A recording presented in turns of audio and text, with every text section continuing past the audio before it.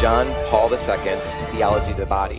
ഇന്നത്തെ എപ്പിസോഡ് നമ്മൾ പ്രധാനമായിട്ട് തിയോളജി ഓഫ് ദ ബോഡി ക്രിസ്ത്യാനികൾക്ക് മാത്രമുള്ളതാണോ, എങ്ങനെയാണിത് മറ്റുള്ളവരിലേക്ക് നമുക്ക് കൊടുക്കുവാൻ സാധിക്കുക, നമ്മിൽ ഓരോരുത്തരിലുമുള്ള ഇവാഞ്ചലൈസേഷൻ മിഷൻ അത് എങ്ങനെ നമുക്ക് പ്രാവർത്തികമാക്കാൻ പറ്റും തുടങ്ങിയ കാര്യങ്ങളാണ്.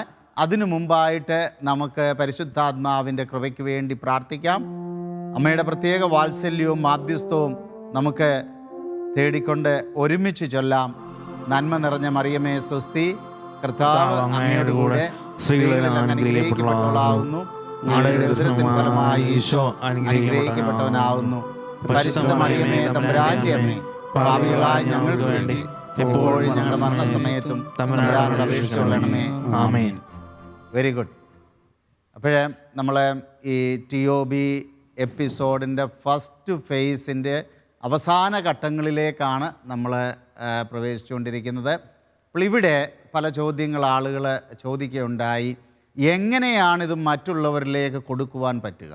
കാരണം ഇന്ന് നമുക്കറിയാം, ഇതിനെക്കുറിച്ച് കൂടുതൽ ആഴമായിട്ട് മനസ്സിലാക്കുവാനും പഠിക്കുവാനും പഠിപ്പിക്കുവാനും ജീവിതത്തിൽ അത് സ്വന്തമാക്കുവാനും ആഗ്രഹമുള്ള ധാരാളം ആളുകളുണ്ട്. ഒരു പക്ഷേയെങ്കിൽ ഈ എപ്പിസോഡിന് ശേഷം, ഈ TOB എപ്പിസോഡുകൾ ശാലോമിലൂടെ കണ്ടതിന് ശേഷം നിങ്ങളിൽ പലർക്കും ആ പ്രചോദനം ലഭിച്ചിട്ടുണ്ട്.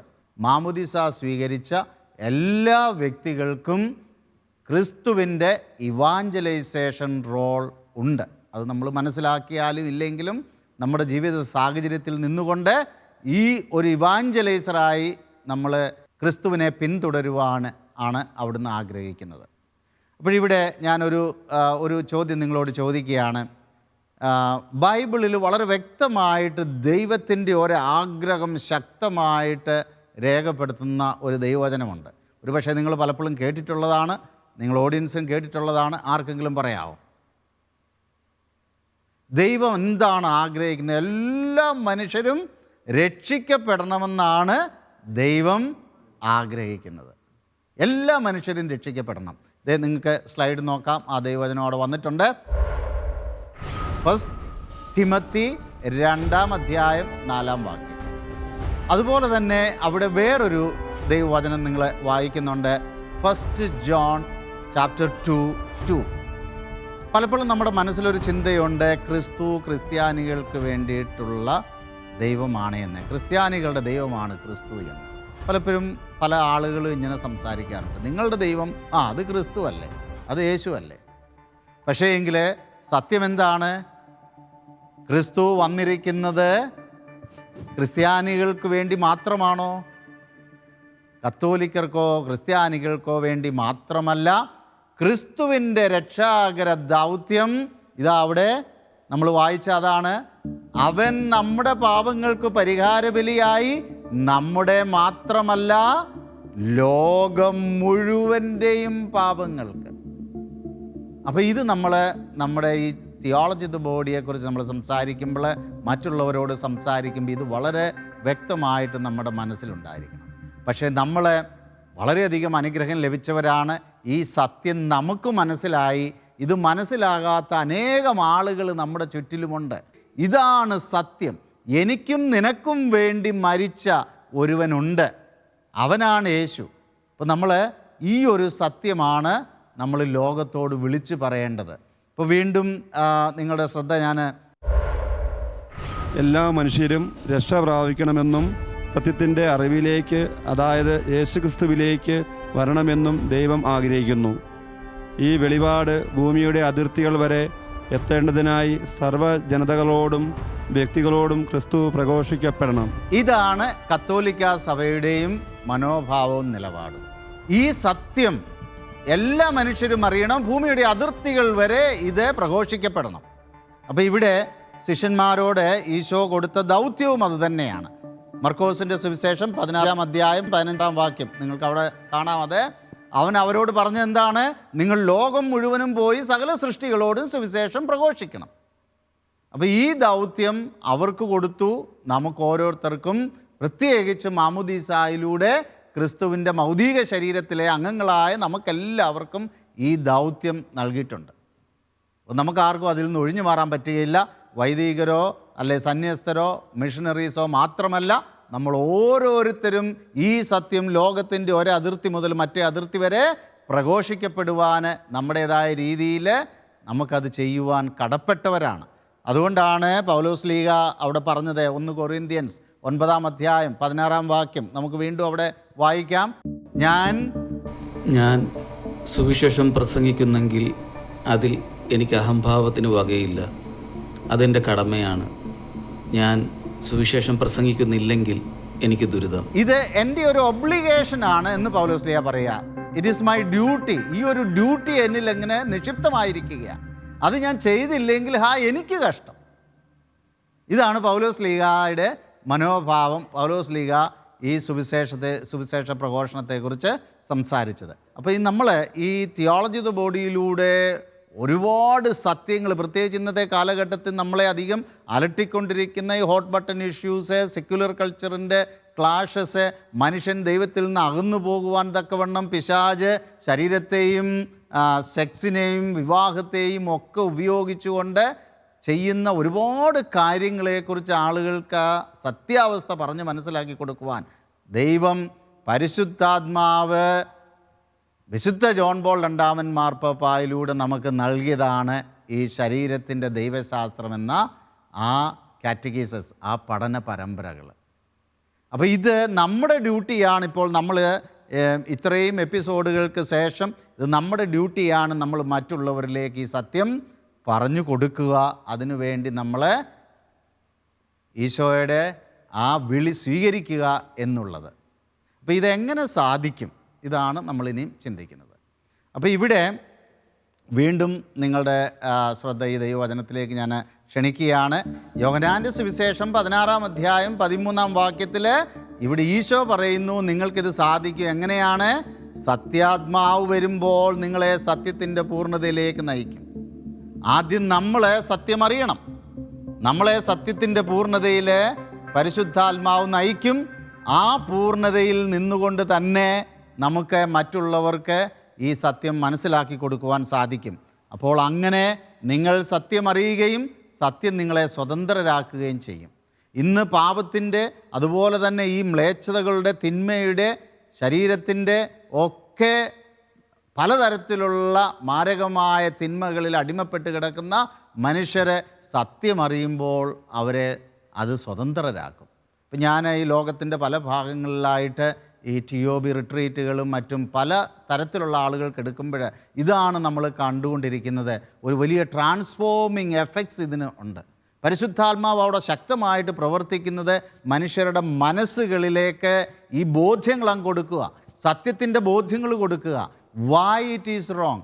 പാപത്തിൻ്റെ അടിമത്തത്തിൽ കിടന്ന, ദുശീലങ്ങളുടെ അടിമത്തത്തിൽ കിടന്ന മനുഷ്യരുടെ ബോധ്യങ്ങളിലേക്ക് കൊടുക്കുക. ഇത് ഇന്ന കാരണത്താൽ ഇത് തെറ്റാണ്. അവരുടെ ബോധ്യങ്ങളിലാണ് പരിശുദ്ധാത്മാവ് മാറ്റങ്ങൾ വരുത്തുന്നത്. അതാണ് അവർ ഒരു പുതിയ ഒരു പ്രകാശം കാണുക. ഒരുപാട് തിന്മകൾക്ക് അടിമപ്പെട്ടിട്ടുള്ള വ്യക്തികളെ, പല രീതിയിൽ നമ്മുടെ വിശ്വാസം ക്ഷയിച്ചിട്ടുള്ള വ്യക്തികൾ, അവരൊക്കെ ഈശോയുടെ സ്നേഹത്തിൽ അധികമായിട്ട് വളരുവാൻ ഈ തിയോളജി ഓഫ് ദ ബോഡിയിലൂടെ ഒത്തിരി സഹായിച്ചിട്ടുണ്ട്. ജോയ് ഓഫ് ദ ഗോസ്പൽ എന്നുള്ള ചാക്രിക ലേഖനത്തിൽ ഫ്രാൻസിസ് മാർപ്പാപ്പ ഇവാഞ്ചലൈസേഷനെ കുറിച്ച് പറഞ്ഞിരിക്കുന്നത് ഇങ്ങനെയാണ്: നിങ്ങൾക്ക് എങ്ങനെ ഇത് ചെയ്യാൻ പറ്റും?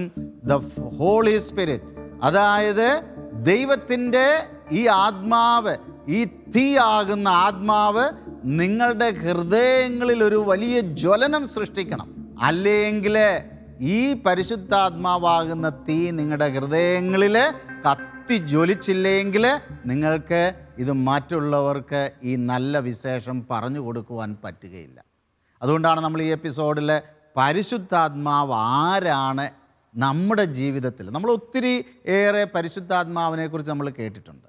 പരിശുദ്ധാത്മാവിനെക്കുറിച്ച് ഒരുപാട് പ്രസംഗങ്ങൾ, പ്രത്യേകിച്ച് നമ്മൾ ഈ കാലഘട്ടങ്ങളിലൊക്കെ ഒരുപാട് ആളുകൾ നമ്മൾ ധ്യാനങ്ങളിലും ഒക്കെ നമ്മൾ കേൾക്കുന്നുണ്ട്. പക്ഷേ എനിക്ക് നിങ്ങളോട് ചോദിക്കാനുള്ളത്, ആരാണ് പരിശുദ്ധാത്മാവ് നിങ്ങളുടെ ജീവിതത്തിൽ? നമുക്കൊന്ന് പെട്ടെന്ന് ചിന്തിച്ചൊന്ന് ഉത്തരം പറയാം. വിനി? വഴികാട്ടി. ഓക്കെ, വഴികാട്ടി. അടുത്ത ആള്? നമ്മളെ നല്ല കാര്യങ്ങൾ പറഞ്ഞ് പഠിപ്പിക്കുന്ന ആള്. പിന്നെ ജോസഫ്? ചെയ്യാൻ പോണത് തെറ്റാന്ന് പറഞ്ഞിട്ടും നമ്മൾ ചെയ്യുമ്പോൾ അത് ചെയ്യരുത് എന്ന് നമുക്ക് ഉൾപ്രേരണ തരുന്നത്. ഓക്കെ, നമുക്ക് ഓരോ കാര്യങ്ങൾ ചെയ്യാനും ധൈര്യം ധൈര്യം തരുന്നു. പരിശുദ്ധാത്മാവിൻ്റെ ഫലങ്ങൾ, വരങ്ങൾ, ദാനങ്ങൾ ഇതൊക്കെ നമുക്ക് വളരെ പരിചിതമാണ്. പരിശുദ്ധാത്മാവിനെക്കുറിച്ച് പുതിയ നിയമത്തിൽ വ്യക്തമായിട്ട് വെളിപ്പെടുത്തിയത് യേശുക്രിസ്തു തന്നെയാണ്. നിങ്ങൾ യോഹന്നാൻ്റെ സുവിശേഷം വ്യക്തമായിട്ട് നിങ്ങൾക്ക് സമയം കിട്ടുമ്പോൾ വായിച്ചു നോക്ക്. ഈശോ വീണ്ടും വീണ്ടും വീണ്ടും പരിശുദ്ധാത്മാവിനെക്കുറിച്ചുള്ള പ്രബോധനം വളരെ വ്യക്തമായിട്ട് വെളിപ്പെടുത്തലുകൾ അവിടെ തരുന്നുണ്ട്. യോഹന്നാൻ്റെ സുവിശേഷം 16-ാം അധ്യായം 13-ഉം 14-ഉം വാക്യങ്ങൾ. അവൻ സ്വമേധയായിരിക്കയില്ല സംസാരിക്കുന്നത്, ഓക്കെ, അവൻ കേൾക്കുന്നത് മാത്രം സംസാരിക്കും. ഓക്കെ, വരാനിരിക്കുന്ന കാര്യങ്ങൾ അവൻ നിങ്ങളെ അറിയിക്കും. ഓക്കെ, അവൻ എനിക്കുള്ളവയിൽ നിന്ന് സ്വീകരിച്ച് നിങ്ങളോട് പ്രഖ്യാപിക്കും. ഓക്കെ. അങ്ങനെ അവൻ എന്നെ മഹത്വപ്പെടുത്തും. അപ്പോൾ ഈ യേശുവിൻ്റെ സാൽവിഫിക് മിഷൻ നമുക്ക് നേടിത്തന്ന ഈ സാൽവേഷൻ്റെ, രക്ഷയുടെ ഈ വലിയ നിധി ഇന്ന് ലോകത്തിൽ കണ്ടിന്യൂ ചെയ്തുകൊണ്ട് പോകുന്ന ആരാ? പരിശുദ്ധാത്മാവ്. അപ്പോൾ അതാണ് ഈശോ ഇത് വളരെയധികം സ്ട്രെസ് ചെയ്ത് പരിശുദ്ധാത്മാവിനെക്കുറിച്ച് അവസാന സമയങ്ങളിൽ ഈശോ ഈ ലോകം വിട്ടു പോകുന്നതിന് മുമ്പ് ശിഷ്യന്മാരോട് കാലങ്ങളിൽ പറഞ്ഞുകൊണ്ടേയിരുന്നു ഈ പഠിപ്പീര്. അപ്പോൾ ഈ ഒരു വെളിപ്പെടുത്തലിൽ നിന്ന് പരിശുദ്ധാത്മാവിൻ്റെ ഒരു പേഴ്സണാലിറ്റിയെക്കുറിച്ച് നിങ്ങൾക്ക് എന്താ തോന്നുന്നത്? ആരാണ്? നമ്മൾ പലപ്പോഴും പരിശുദ്ധാത്മാവ് ഒരു ശക്തിയാണ്, ഒരു സഹായകനാണ്, അല്ലെങ്കിൽ ഒരു അഡ്വക്കേറ്റാണ് എന്നൊക്കെ നമ്മൾ പറയാറുണ്ട്. ഒത്തിരി ആഡ്ജക്റ്റീവ് നമ്മൾ കൊടുക്കാറുണ്ട്. പക്ഷേ ഇവിടെ എന്താണ് ഈശോ വ്യക്തമായിട്ട് പരിശുദ്ധാത്മാവിൻ്റെ ആ ഒരു റെവലേഷൻ അത് റിവീൽ ചെയ്ത് നമുക്ക് തരുന്നത് എന്താ? ആർക്കെങ്കിലും പറയാം? പരിശുദ്ധാത്മാവ് ഒരു വ്യക്തിയാണ്. പരിശുദ്ധാത്മാവ് ഒരു വ്യക്തിയാണ്. വണ്ടർഫുൾ. അതെങ്ങനെയാണ് മനസ്സിലായത്? അവിടെ നോക്കാം. ഈശോ അവിടെ ഉപയോഗിച്ചിരിക്കുന്ന എന്താണ്? ആ വാക്ക് നോക്കിയേ. അവൻ, അവൻ, അവൻ. അതൊരു ഏത് ലാംഗ്വേജിലും ഒരു പ്രോനൗൺ ആണ് അവിടെ ഉപയോഗിച്ചിരിക്കുന്നത്, വ്യക്തികൾക്ക് ഉപയോഗിക്കുന്നത്. അപ്പം അവിടെ അതേ അതേ എന്നല്ല പറയുന്ന അവൻ, അവൻ. അപ്പം ത്രിത്വത്തിലെ മൂന്നാമത്തെ ആളായ ഒരു ദൈവീക വ്യക്തിയാണ് പരിശുദ്ധാത്മാവ്. ഇത് വളരെ വ്യക്തമായിട്ട് നമുക്ക് ഈ ബൈബിളിൻ്റെ വെളിച്ചത്തിൽ, മറ്റ് പഠനങ്ങളുടെ വെളിച്ചത്തിൽ വിശുദ്ധ ജോൺ പോൾ രണ്ടാമൻ മാർപ്പാപ്പ പരിശുദ്ധാത്മാവിനെക്കുറിച്ചുള്ള എൻസൈക്ലിക്കലിലെ കാറ്റക്കിസസിലൊക്കെ വളരെ വ്യക്തമായിട്ട് നമ്മളെ പഠിപ്പിച്ചിട്ടുണ്ട്. നമുക്ക് അതിനെക്കുറിച്ച് അല്പം കുറച്ചും കൂടെ ഡീറ്റെയിൽ ആയിട്ട് നമുക്ക് പോകാം. ഡോമിനം എത്ത് വിഫിഫിക്കാന്തം ഒരു പക്ഷേ നിങ്ങൾ കേട്ടിട്ടുണ്ടാവും.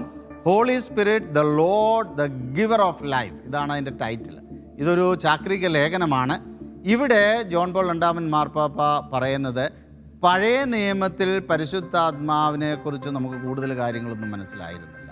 എന്നാൽ പുതിയ നിയമത്തിൽ പരിശുദ്ധാത്മാവിൻ്റെ പുതിയതും പൂർണ്ണവുമായ ഒരു രൂപം യേശു ക്രിസ്തു മൂലം നമുക്ക് വെളിപ്പെടുത്തപ്പെട്ട് കിട്ടി. ഇവിടെ അദ്ദേഹം പറയുന്നത് പരിശുദ്ധാത്മാവ് ഒരു ഡിവൈൻ പേഴ്സണാണ്, അതോടൊപ്പം തന്നെ ഒരു പേഴ്സൺ ഗിഫ്റ്റാണ്, ഒരു വ്യക്തി ദാനമാണ്. ഒരു വ്യക്തി ദാനമാണ്. അപ്പോൾ നമ്മൾ പരിശുദ്ധാത്മാവിൻ്റെ പേഴ്സണാലിറ്റിയാണ്, അതൊരു വ്യക്തിയാണ്, ഈസ് എ പേഴ്സൺ ഗിഫ്റ്റ്. വീണ്ടും നമ്മൾ അവിടെ കാണുന്നു ഹോളി സ്പിരിറ്റ് ഒരു പേഴ്സൺ ലവ് ആണ്, പേഴ്സൺ ഗിഫ്റ്റാണ്. അതെങ്ങനെയാണ് പേഴ്സൺ ലവ്? അതായത് സ്നേഹമാണ്. പിതാവിൻ്റെയും പുത്രൻ്റെയും സ്നേഹത്തിൻ്റെ ഒരു പ്രതിഫലനമാണ് പരിശുദ്ധാത്മാവ്. അപ്പോൾ ആ സ്നേഹത്തിൻ്റെ നിത്യമായ ഈ ഒഴുക്കിൻ്റെ ഫലമായിട്ടാണ് മൂന്നാമത്തെ ആളായ പരിശുദ്ധാത്മാവിനെ നമുക്ക് വെളിപ്പെടുത്തി കിട്ടിയത്.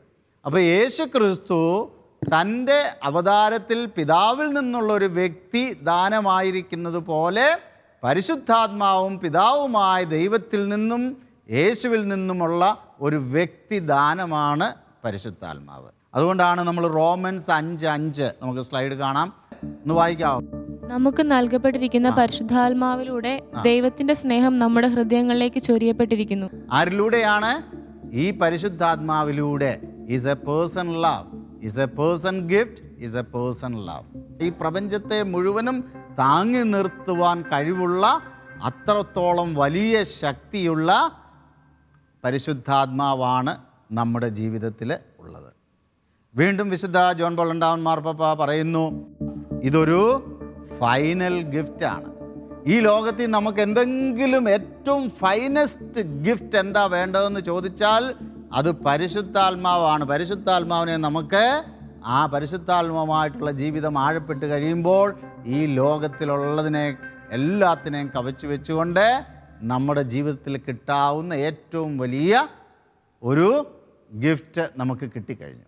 അപ്പോൾ ഈ പരിശുദ്ധാത്മാവ് ഒരു വ്യക്തിയാണ് എന്ന് പറയുമ്പോൾ നമുക്കൊരു വ്യക്തി നമ്മളോട് കൂടെയുള്ളതും ഒരു ശക്തി നമ്മളോട് കൂടെയുള്ളതും തമ്മിൽ എന്താ വ്യത്യാസം നിങ്ങൾക്ക് അനുഭവപ്പെടുന്നു? ഇപ്പോൾ സെബിൻ എൻ്റെ കൂടെയുണ്ട്, സെബിൻ്റെ ശക്തി എൻ്റെ കൂടെയുണ്ട്. ഇത് രണ്ടും തമ്മിൽ എന്തെങ്കിലും വ്യത്യാസമുണ്ടോ? നിങ്ങൾക്ക് എന്ത് തോന്നുന്നു? ഒരു വ്യക്തി എൻ്റെ കൂടെയുള്ളപ്പോൾ എന്താ അഡ്വാൻറ്റേജ് എനിക്കുള്ളത്? വ്യക്തി സംസാരിക്കും. നിങ്ങൾക്ക് എന്ത് പ്രയോജനമുണ്ട്? ഒരു ഹെൽപ്പായിട്ട് എപ്പോഴും കൂടെ ഉണ്ടാവും. ഒരു വ്യക്തി എപ്പോഴും നമ്മുടെ കൂടെയുണ്ട്. അപ്പം നമുക്ക് അങ്ങോട്ട് സംസാരിക്കാം, ആ വ്യക്തി നമ്മളോട് സംസാരിക്കാം, നമുക്ക് ദുഃഖങ്ങളെ പരസ്പരം ഷെയർ ചെയ്യാം. ദുഃഖങ്ങളും വേദനകളും ഒക്കെ വരുമ്പോൾ പെട്ടെന്ന് നമ്മൾ കൂടെയുള്ള ഈ വ്യക്തിയോടല്ലേ നമ്മൾ പറയുന്നത്, അയ്യോ എനിക്ക് ഇങ്ങനെയൊക്കെയുള്ള പ്രശ്നങ്ങളുണ്ട്, എന്താ ചെയ്യേണ്ടതെന്ന് അറിയത്തില്ല, ഒന്ന് സഹായിക്കാവോ, എനിക്കിപ്പോൾ അങ്ങോട്ടേക്ക് പോകാൻ പറ്റുന്നില്ല, എന്നെ ഒന്ന് സഹായിക്കാവോ, അല്ലെ എനിക്കൊരു സഹായം വേണം. അപ്പോൾ ഇവിടെയാണ് പരിശുദ്ധാത്മാവിൻ്റെ റോള് നമ്മുടെ ജീവിതത്തിൽ ആഴമായി നമ്മൾ മനസ്സിലാക്കേണ്ടത്. ഈ പ്രപഞ്ചത്തിന് ഓർഡർ കൊടുത്ത, ഈ പ്രപഞ്ചത്തെ മുഴുവനും പിടിച്ചു നിർത്തുന്ന, എല്ലാം കൺഫ്യൂഷൻ കിടന്നതായ ലോകത്തിന് ഒരു പ്രോപ്പർ ഓർഡർ എല്ലാം കൊണ്ടുവന്ന ഈ പരിശുദ്ധാത്മാവ് നമ്മുടെ ജീവിതത്തിൽ നിറഞ്ഞു നിൽക്കുകയാണ് ഒരു വ്യക്തിയായിട്ട്. പലപ്പോഴും നമ്മളെ ഇത് മനസ്സിലാക്കാതെ നമ്മൾ അങ്ങോട്ടും ഇങ്ങോട്ടും ഓടി നടക്കുകയാണ്. നമ്മുടെ പ്രശ്നങ്ങളും നമ്മുടെ വേദനകളും അസ്വസ്ഥതകളും നമ്മളെ അലട്ടുമ്പോൾ. അപ്പോൾ ഞാൻ ഈ ക്ലാസ്സുകൾ പലയിടത്തും എടുത്തതിന് ശേഷം പലരും പറഞ്ഞിട്ടുള്ള ഒരു കാര്യമാണ്, ഞാൻ അവരോട് പറയും, നിങ്ങൾ ഇന്ന് മുതൽ ഈ പരിശുദ്ധാത്മാവെന്ന വ്യക്തി നിങ്ങളുടെ കൂടെയുണ്ട്, നിങ്ങളുടെ ഉള്ളിലുണ്ട്, നിങ്ങളിലുണ്ട് എന്നുള്ള ബോധ്യത്തോടു കൂടി ജീവിച്ച് നിങ്ങൾക്കതിൻ്റെ മാറ്റങ്ങൾ മനസ്സിലാക്കാൻ സാധിക്കുമെന്ന് പറഞ്ഞു. പലരും അവരുടെ സാക്ഷ്യങ്ങൾ ഇതാണ് പറയുന്നത്, എൻ്റെ ജീവിതത്തിന് ഒരുപാട് മാറ്റങ്ങൾ വന്നു. കാരണം ഇന്ന് വരെ ഞാൻ ടെൻഷനിൽ മുറുകെ പിടിച്ചിരിക്കുന്ന പല പ്രശ്നങ്ങളും ഈ വ്യക്തിയോട് ഞാനങ്ങ് പറയാൻ തുടങ്ങി. ഈ വ്യക്തി പലതും എന്നോട് സംസാരിക്കാൻ തുടങ്ങി. പല കാര്യങ്ങളും എൻ്റെ ജീവിതത്തിൽ എനിക്ക് തന്നെ മനസ്സിലാകാത്ത കാര്യങ്ങൾ ഈ വ്യക്തി എനിക്ക് പറഞ്ഞ് മനസ്സിലാക്കി തരാൻ തുടങ്ങി. അത് വിശ്വാസത്തിൻ്റെ കാര്യങ്ങളായാലും എൻ്റെ അനുദിന ജീവിതത്തിലെ കാര്യങ്ങളായാലും ചുരുക്കി പറഞ്ഞാൽ ഒരു എൻകൗണ്ടറാണ് പരിശുദ്ധാത്മാവെന്ന വ്യക്തിയുമായിട്ട്. ഒരു ദിവസം നമ്മൾ രാവിലെ എഴുന്നേക്കുമ്പോൾ പരിശുദ്ധാത്മാവിന് ഒരു ഗുഡ് മോർണിംഗ് ഒക്കെ പറഞ്ഞ് പരിശുദ്ധാത്മാവിനോട് പറയും, ഇന്നെൻ്റെ കൂടെ വരണം, ഞാൻ ഇന്ന കാര്യങ്ങൾക്ക് പോകുന്നുണ്ട്. അത് ഇന്നെന്ന് മാത്രമല്ല, എപ്പോഴും ഇങ്ങനെ പരിശുദ്ധാത്മാവിനെ നമ്മൾ കൂടെ കൊണ്ട് നടക്കുകയാണെങ്കിൽ ഇവിടെയാണ് നമ്മുടെ എല്ലാ പ്രശ്നങ്ങൾക്കും പരിഹാരം നമുക്ക് കണ്ടെത്തുവാൻ സാധിക്കുന്നത്.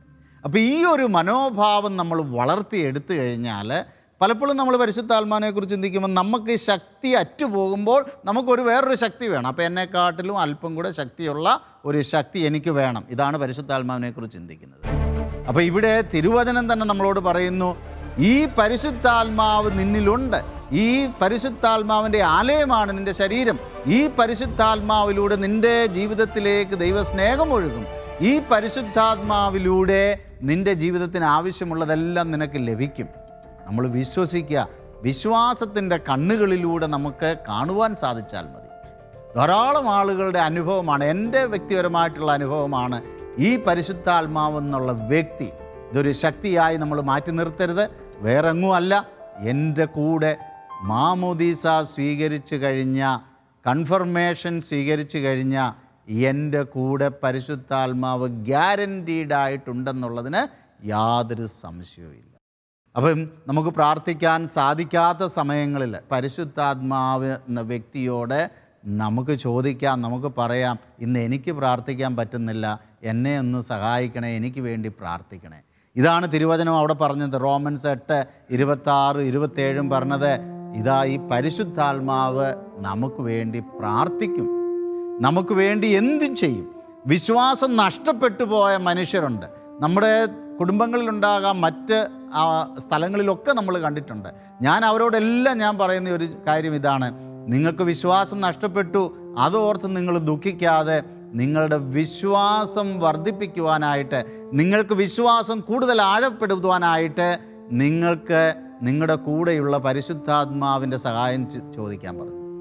അതാണ് നമ്മളിവിടെ catechism of the Catholic church 684 പാരഗ്രാഫിൽ നിങ്ങൾ വായിച്ചത്. നമ്മളിൽ വിശ്വാസം വർദ്ധിപ്പിക്കുന്നത് തന്നെ ഈ പരിശുദ്ധാത്മാവാണ്. അപ്പോൾ ഇന്ന് പല കാരണത്താൽ നമ്മുടെ വിശ്വാസം നഷ്ടപ്പെട്ടു പോവുകയാണ് എങ്കിൽ തീർച്ചയായിട്ടും സെക്യുലർ കൾച്ചറിൻ്റെ ഇൻഫ്ലുവൻസിലെ മറ്റ് പ്രശ്നങ്ങളുടെ ഒക്കെ ഇൻഫ്ലുവൻസിൽ നമ്മുടെ വിശ്വാസത്തിന് കോട്ടം തട്ടാം, വിശ്വാസം കുറഞ്ഞു പോകാം. അവിടെയെല്ലാം ഈ വ്യക്തിയോട് നമ്മൾ പറയണം. കാരണം അത് സാധാരണ വ്യക്തിയല്ല. നമ്മളിൽ ഈ സ്വർഗീയ രഹസ്യങ്ങൾ പോലും മനസ്സിലാക്കുവാൻ കഴിവുള്ളവനായ ഈ ദൈവം, സാക്ഷാൽ ദൈവം തന്നെ ഒരു വ്യക്തിയായി നമ്മളിലുണ്ട്.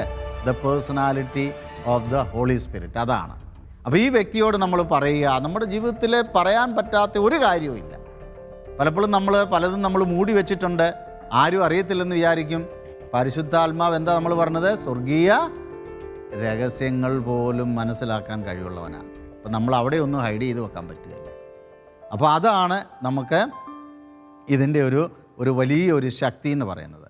അപ്പോൾ പലരും ഞാൻ എൻ്റെ ഈ ക്ലാസ്സുകളൊക്കെ ചെയ്യുമ്പം ചിലർ എന്നോട് ചോദിക്കാറുണ്ട്, പരിശുദ്ധാത്മാവിനെ ഞാൻ ഇതുവരെ സ്തുതിച്ചിട്ടില്ല, നന്ദി പറഞ്ഞിട്ടില്ല. അപ്പം നമ്മുടെ പല ധ്യാന കേന്ദ്രങ്ങളിലും നമ്മൾ ഇത് പരിശുദ്ധാത്മാവിനോടുള്ള പ്രാർത്ഥന, നൊവേന അല്ലെങ്കിൽ സ്തുതിപ്പൊക്കെ നടത്താറുണ്ട്. അപ്പോൾ ആളുകൾ ചോദിക്കും, യേശുവിനോടല്ലേ ചെയ്യേണ്ടത്? പരിശുദ്ധാത്മാവിന് മാത്രം നമ്മൾ പ്രാധാന്യം കൊടുത്താൽ യേശു വിഷമിച്ച് പോകത്തില്ലേ? അപ്പോൾ എന്താണ് അതിനുള്ള ഉത്തരം? നമുക്കിവിടെ കാണാൻ പറ്റും. CCC 263 എന്താണ് ഇവിടെ പരിശുദ്ധാത്മാവിന് നമ്മൾ നന്ദി പറയുമ്പോൾ, ആരാധിക്കുമ്പോൾ ആരെയാ നമ്മൾ ചെയ്യുന്നത്? ഈശോയെ തന്നെയാണ്. അതാണ് ഈശോ പറഞ്ഞത്, ഹീ വിൽ ഗ്ലോറിഫൈ മീ. അവൻ എന്നെ മഹത്വപ്പെടുത്തും. നിങ്ങൾ ചെയ്യുന്ന ഓരോ കാര്യങ്ങളിലൂടെയും ഈശോയെയാണ്, പരിശുദ്ധ ത്രിത്വത്തെയാണ് മഹത്വപ്പെടുത്തുന്നത്. അതുകൊണ്ട് നമുക്ക് അങ്ങനെ ഒരു ചിന്ത ആവശ്യമില്ല. അപ്പോൾ ഈ പരിശുദ്ധാത്മാവിനെയാണ് നമ്മൾ പലപ്പോഴും വായിച്ചിട്ടും കേട്ടിട്ടുള്ളതാണ്. സ്ലൈഡ് നോക്കാം. നമ്മുടെ കൗൺസിലറാണ്, ഇൻ്റർസെസറാണ്, അഡ്വക്കേറ്റാണ്, കംഫർട്ടറാണ്, ഹെൽപ്പറാണ്, സ്ട്രെങ്തൻ ചെയ്യുന്ന ആളാണ്. നമുക്ക് ഇങ്ങനെയുള്ള ഏത് ആഡ്ജക്റ്റീവ് വേണമെങ്കിലും ഈ പരിശുദ്ധാത്മാവിന് നമുക്ക് ഉപയോഗിക്കാൻ പറ്റും. പക്ഷേ ഈ പരിശുദ്ധാത്മാവ് എവിടെയാണ്? അങ്ങകലങ്ങളിൽ മേഘങ്ങൾക്കപ്പുറം സ്വർഗത്തിലിരിക്കുന്ന അല്ലേ? പിന്നെ എവിടെയാ? നമ്മോട് കൂടെ എന്ന് പറഞ്ഞാൽ ഇവിടെയാണോ നിൽക്കുന്നത്? എന്നിൽ തന്നെ. ഈ പരിശുദ്ധാത്മാവിൻ്റെ ആലയമാണ് എൻ്റെ ശരീരം. ഈ പരിശുദ്ധാത്മാവിൻ്റെ ആലയമാണ് നിങ്ങളുടെ ശരീരം. അതാണ് നമ്മൾ ആദ്യമേ കണ്ടത്. എൻ്റെ ശരീരം ദൈവത്തെ വെളിപ്പെടുത്തുന്നു, നിൻ്റെ ശരീരം ദൈവത്തെ വെളിപ്പെടുത്തുന്നു, എല്ലാവരുടെയും ശരീരം ദൈവത്തെ വെളിപ്പെടുത്തുന്നു. അപ്പോൾ ഈ പരിശുദ്ധാത്മാവിന് വേണ്ടി നമ്മൾ പ്രത്യേകമായിട്ട് ഒന്നും ചെയ്യേണ്ട, നമുക്ക് ഓൾറെഡി കിട്ടിയിട്ടുണ്ട്. നമ്മൾ ഹൃദയം ഒന്ന് തുറന്നു വെച്ചൊന്ന് അക്നോളജ് ചെയ്ത് വിശ്വസിച്ചാൽ മാത്രം മതി. ഇവിടെ ഞാൻ ഈ catechism of the Catholic church 1265 നിങ്ങളുടെ ശ്രദ്ധയെ ഞാൻ തിരിക്കുകയാണ്. മാമോദീസ എല്ലാ പാവങ്ങളിൽ നിന്നും ശുദ്ധീകരിക്കുക മാത്രമല്ല, വിശ്വാസത്തിലെ നവജാതനെ ഒരു പുതിയ സൃഷ്ടിയാക്കുകയും ചെയ്യുന്നു. ദൈവത്തിൻ്റെ ദത്തുപുത്രനും തദ്ഫലമായി ദൈവീക സ്വഭാവത്തിൽ പങ്കുകാരനും ക്രിസ്തുവിൻ്റെ അവയവും അവിടുത്തെ അവകാശിയും പരിശുദ്ധാത്മാവിൻ്റെ ആലയവും ആക്കുന്നു. ഒരു മാമോദീസ സ്വീകരിച്ച ഒരു ക്രിസ്ത്യാനിയെ സംബന്ധിച്ചിടത്തോളം ഇത്രയും വലിയ ട്രാൻസ്ഫോർമേഷൻ അവിടെ നടക്കുന്നുണ്ട്. ഒരു പുതിയ സൃഷ്ടിയാകുന്നു. അതുവരെയുള്ള സകല പാപങ്ങളിൽ നിന്നും പാപം മോചിക്കപ്പെടുന്നു. ഇനിയും പ്രായമായിട്ട് മാമോദീസ സ്വീകരിച്ച ആണെങ്കിൽ തന്നെയും അതുവരെയുള്ള സകല പാപങ്ങളും ക്ഷമിക്കപ്പെടുന്നു. അതുപോലെ തന്നെ ദൈവത്തിൻ്റെ അഡോപ്റ്റഡ് സൺസ് ആൻഡ് ഡോട്ടേഴ്സ്, ദത്തുപുത്രനും പുത്രിയുമാകുന്നു. ദൈവിക സ്വഭാവത്തിൽ പങ്കുകാരാകുന്നു. അതുപോലെ തന്നെ ക്രിസ്തുവിൻ്റെ ഭൗതിക ശരീരത്തിലെ അവയവമായി മാറുന്നു. അവിടുത്തെ അവകാശിയായി മാറുന്നു, ഹെറിറ്റേഴ്സായി മാറുന്നു. കൂടാതെ ബോണസ് എന്താ? ഫൈനലി പരിശുദ്ധാത്മാവിൻ്റെ ആലയമായി നമ്മുടെ ശരീരം അങ്ങ് മാറുക. വാ! അപ്പോൾ ഇത്രയും വലിയ കാര്യങ്ങൾ നമുക്ക് ലഭിച്ചിട്ടുണ്ട്. ഇതുകൂടാതെ നമുക്ക് സ്ഥൈര്യലേപനം. അവിടെ എന്താ നടക്കുന്നത്? സ്ഥൈര്യലേപനത്തിൽ ഈ ലഭിച്ചതിനെ തീ ആളിക്കത്തുവാൻ, വീണ്ടും മതബോധന ഗ്രന്ഥം 1302 അങ്ങോട്ടേക്ക് നോക്കുക. അവിടെ എന്താണ്? അപ്പസ്തോലന്മാർക്ക് പെന്തക്കോസ്താ ദിനത്തിൽ നൽകപ്പെട്ടതുപോലെ പരിശുദ്ധാത്മാവിന്റെ സമ്പൂർണമായ വർഷിക്കപ്പെടലാണ് സ്ഥൈര്യലേപനം എന്ന കൂദാശയുടെ. സ്ഥൈര്യലേപനം എന്ന കൂദാശയിലൂടെ വേറൊരു പെന്തക്കോസ്തായുടെ അനുഭവം ശിഷ്യന്മാർക്ക്, അവർക്ക് അത്രത്തോളം ആഴമായിട്ട് ലഭിച്ച ആ ഒരു അനുഭവമാണ് നമുക്ക് അതിൽ ലഭിക്കുന്നത്. ഇത് വല്ലതും നമുക്ക് എവിടെയെങ്കിലും കിട്ടിയിട്ടുണ്ടോ? നിങ്ങളുടെ ഇരിപ്പ് കണ്ടു കഴിഞ്ഞാൽ ഇത് വല്ലതും ഞങ്ങൾക്ക് ഇങ്ങനെ തിയററ്റിക്കലായിട്ടേ ഉള്ളൂ എന്നുള്ള ചിന്തയിലാണ്. ആണോ? അല്ല, ഇറ്റ് ഈസ് ഇൻ us. എന്താ നമ്മൾ ചെയ്യേണ്ടത്? അപ്പം നമ്മൾ പാപം ചെയ്യുമ്പോൾ എന്താ സംഭവിക്കുന്നത്? ഈ പരിശുദ്ധാത്മാവ് ഒറ്റയടിക്ക് ഇനി നിൻ്റെ അടുത്തേക്ക് വരുന്ന പ്രശ്നമില്ല എന്ന് പറഞ്ഞ് ഇവിടെ നിന്ന് വിട്ട് ഓടി സ്വർഗത്തിലേക്ക് പോവും. ഇതാണോ സംഭവിക്കുന്നത്? അല്ല. പിന്നെന്താ? പരിശുദ്ധാത്മാവ് നിർജീവമാകുന്നു. നിർജീവം എങ്ങനെയാകുന്നേ? പരിശുദ്ധാത്മാവ് ടോട്ടലി പരിശുദ്ധാത്മാവിൻ്റെ ശക്തിയെല്ലാം കറണ്ട് പോകുന്ന പോലെ അങ്ങ് നിന്ന് പോയോ? പിന്നെന്താ? പരിശുദ്ധാത്മാവിൻ്റെ പ്രവർത്തനം. പരിശുദ്ധാത്മാവ് നമ്മളെ വിട്ട് പോകത്തില്ല, പോകാൻ പറ്റത്തില്ല. കാരണം ആരാണ് ക്രിസ്തുവിൻ്റെ സാൽവിഫിക് മിഷൻ കണ്ടിന്യൂ ചെയ്തുകൊണ്ട് പോകുന്നത്? പരിശുദ്ധാത്മാവ്. ഏറ്റവും അധികം പാപം ചെയ്യുന്ന ഒരു വ്യക്തിക്കാണോ, ഏറ്റവും പുണ്യത്തിൽ ജീവിക്കുന്ന ഒരു വ്യക്തിക്കാണോ ഏറ്റവും കൂടുതൽ പ്രവർത്തിക്കേണ്ടത്? ഏറ്റവും പാപാവസ്ഥയിലുള്ള വ്യക്തി. ആ പാപാവസ്ഥയിലുള്ള വ്യക്തിയെ വിട്ടിട്ട് പോയി കഴിഞ്ഞാൽ പിന്നെ ആരാ ഇത് കണ്ടിന്യൂ ചെയ്തുകൊണ്ട് പോകാൻ പറ്റുന്നത്? ആരുമില്ല. പരിശുദ്ധാത്മാവാണ്. അപ്പോൾ നമ്മളെ വിട്ട് പോകത്തില്ല. അതാണ് ക്രിസ്തു ഇത് വളരെ വ്യക്തമായിട്ട് യോഹന്നാന്റെ സുവിശേഷം 14-ാം അധ്യായം 16-ാം വാക്യം നിങ്ങൾ സ്ക്രീനിൽ കാണാം. He will be with you for ever. നീ ഈ ലോകത്തിലെ സകല പാപം ചെയ്താലും എന്ത് ചെയ്താലും പരിശുദ്ധാത്മാവ് നിന്നെ വിട്ടുപോകാൻ പറ്റുകയില്ല. അപ്പോൾ ഇത് കേൾക്കുന്നവർക്കൊരു ബോണസാണ്. എന്താ? അങ്ങനെയാണ് ഇനി എന്നാ കുഴപ്പം? എന്നാ എന്ത് വേണേലും ചെയ്യാമല്ലോ അല്ലേ? എന്ത് വേണേലും ചെയ്യാമല്ലോ. പരിശുദ്ധാത്മാവ് പോകത്തില്ലല്ലോ. പക്ഷേ അവിടെ ഒരു ആക്ഷൻ നടക്കുന്നുണ്ട്. എന്താണ്? ഈ പരിശുദ്ധാത്മാവ് നമ്മൾ പാപത്തിന് യെസ് പറയുമ്പോൾ ഈ പരിശുദ്ധാത്മാവിനെ നമ്മൾ എങ്ങനെയാണ് നിർവീര്യമാക്കുന്നത്? ഈ പരിശുദ്ധാത്മാവിനെ നമ്മുടെ ഹൃദയത്തിൻ്റെ ജീവിതത്തിൻ്റെ വാതിലിന് പുറത്തേക്ക് അങ്ങ് ഒരു പുഷ് ചെയ്താൽ, നീ അങ്ങ് പൊക്കോ, എനിക്ക് കുറച്ച് നാളത്തേക്ക് നിന്നെ വേണ്ട, എനിക്ക് അല്പം ആസ്വദിക്കണം, എൻ്റെ ഈ പാവാവസ്ഥയിൽ എൻ്റെ ലെസ്റ്റിൻ്റെ ഗ്രാറ്റിഫിക്കേഷനിൽ നീ ഇതിനകത്തൊന്നും ഇടപെടേണ്ട, ഗെറ്റ് ഔട്ട്. നമ്മൾ എന്തു ചെയ്യും? ഹൃദയത്തിൻ്റെ വാതിൽ പൂട്ടി അടച്ചിട്ട് നമ്മുടെ സ്വാർത്ഥതയുടെ ആ ഒരു വാതിലുകൾ അങ്ങ് തുറന്നിടും. അപ്പോൾ പരിശുദ്ധാത്മാവ് അവിടെയും പോവുകയില്ല. വീണ്ടും വീണ്ടും പരിശുദ്ധാത്മാവ് നമ്മുടെ പുറകെ വരികയാണ്. ഇതാ വീണ്ടും റെവലേഷൻ 3-ാം അധ്യായം 19-20 ഈശോ അവിടെ വ്യക്തമായിട്ട് എന്താ പറയുന്നത്? പ്രിയപ്പെട്ടവരെ, ഞാൻ വാതിൽക്കൽ മുട്ടിക്കൊണ്ട് നിൽക്കുകയാ. നീ എന്നെ പുറന്തള്ളി ഈ വാതിലിൻ്റെ പുറത്ത് അവിടുന്ന് ഞാൻ പോയിട്ടില്ല. ഞാൻ മുട്ടിക്കൊണ്ടിരിക്കുകയാ. നീ സ്വരം കേട്ട് എപ്പോഴെങ്കിലും ഇതൊന്ന് തുറക്കുന്നോ എന്ന് നോക്കിയിരിക്കുക. ഇതാണ് പരിശുദ്ധാത്മാവിൻ്റെ സ്നേഹവും. പരിശുദ്ധാത്മാവ് നമ്മളെ രക്ഷിക്കുവാനായിട്ട് 24/7 വർക്ക് ചെയ്യുന്നുണ്ട്.